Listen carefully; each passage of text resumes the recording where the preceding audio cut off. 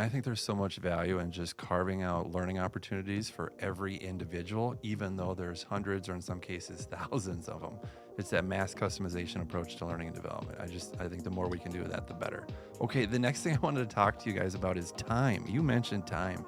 I mean, oftentimes people just think, how am I going to find the time for this, right? So again, at that individual level, how do you help people make time or schedule time or whatever it is you got to do so that they have the time, perception or reality, to complete the training, complete the education, complete the course, whatever it may be? What do you think? Well, I could tell you from a leadership perspective, what we did, I already mentioned the curriculum. We shared that with our leadership team. But what we did then was we talked about this is what we think the time commitment's going to be for these courses.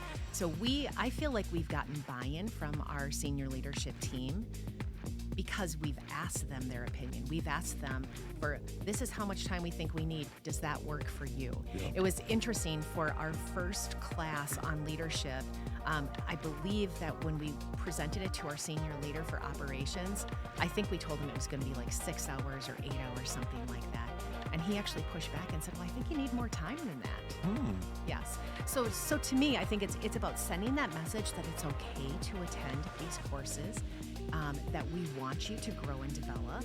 Like I said, we've gotten leadership buy-in as well, which I think helps support the academy, right? And helps support that kind of that frame or that mindset of it's okay to let employees continue to learn and grow. Yeah, and the perfect cover for, hey, we need more time because, they blessed the time. Exactly. So, like permission almost. Michael, Yep. what do you think about the time thing here?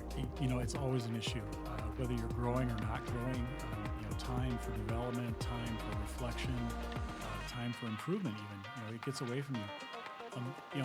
I'd maybe take a little different angle on this. When you're growing and the customer is saying, "I need something," now when the president of the United States is yelling at your CEO of that supply chain. Maybe you got to call a timeout and put a pause on the training development. You're in the midst of a 4x100 relay. You don't have time to sharpen your spikes or read the book on track 101. You need to run. Yeah.